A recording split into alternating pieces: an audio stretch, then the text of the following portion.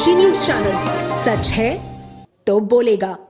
जगत की पालनहार भगवान जगन्नाथ भी हर वर्ष भक्तों के प्रेम में बीमार पड़ते हैं। सुनने में यह भले ही आश्चर्यजनक लगे, लेकिन धर्म नगरी काशी में सदियों से चली आ रही इस अनूठी धार्मिक परंपरा का आज भी पूरी श्रद्धा के साथ पालन किया जाता है। ज्येष्ठ पूर्णिमा के अवसर पर भगवान जगन्नाथ का भव्य जलाभिषेक किया जाता है। मान्यता है कि अत्यधिक स्नान के बाद भगवान अस्वस्थ हो जाते हैं और इसके बाद 15 दिनों तक अनसर काल में विश्राम करते हैं। धार्मिक मान्यता के अनुसार भगवान जगन्नाथ भक्तों के समान स्वयं को स्थापित करने के लिए यह लीला करते हैं।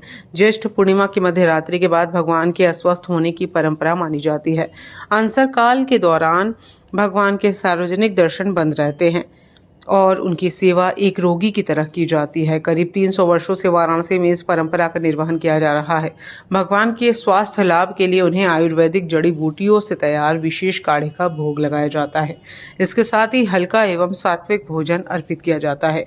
यही औषधीय काढ़ा प्रसाद के रूप में श्रद्धालुओं में वितरित किया जाता है। श्रद्धालुओं का विश्वास है कि भगवान जगन्नाथ को अर्पित इस औषधीय काढ़े के सेवन से न केवल शारीरिक बल्कि मानसिक कष्टों से भी राहत मिलती है। यही कारण है कि इस प्रसाद को प्राप्त करने के लिए हर वर्ष बड़ी संख्या में भक्त मंदिर पहुंचते हैं।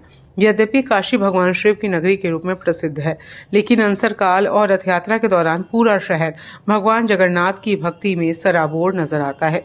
मान्यता है कि 15 दिनों के विश्राम और विशेष सेवा के बाद भगवान पूर्ण रूप से स्वस्थ होकर अपने भाई बलभद्र और बहन सुभद्रा के साथ मौसी के घर की यात्रा पर निकलते हैं, जिसे रथ यात्रा के रूप में मनाया जाता है।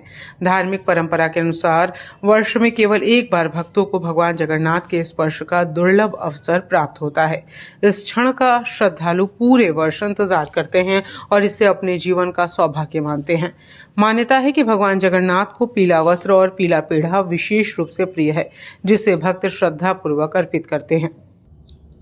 ज्येष्ठ पूर्णिमा को भगवान भक्तों द्वारा अत्यधिक स्नान करने से अस्वस्थ हो जाते हैं, जो कि अज्ञातवास में जाते हैं।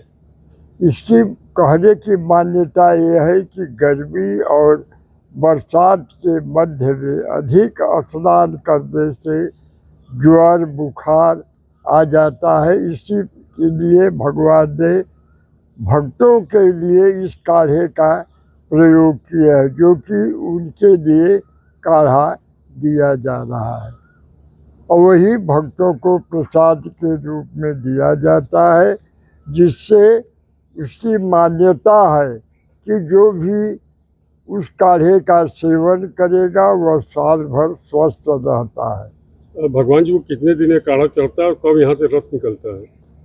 इनको 14वें दिन अमावस्या को भगवान स्वस्थ होने के बाद प्रकट होते हैं और भक्तों को दर्शन देते हैं। उनके परवर का जूस और पंचामृत स्नान किया जाता है और उन्हें 56 प्रकार के भोजन पदार्थ दिया जाता है। पूर्वांचल की खबरों से जुड़े रहने के लिए आज ही सब्सक्राइब करें हमारा YouTube चैनल डन काशी और हाँ, लेटेस्ट अपडेट्स के लिए बेल आइकन को प्रेस करना ना भूलें।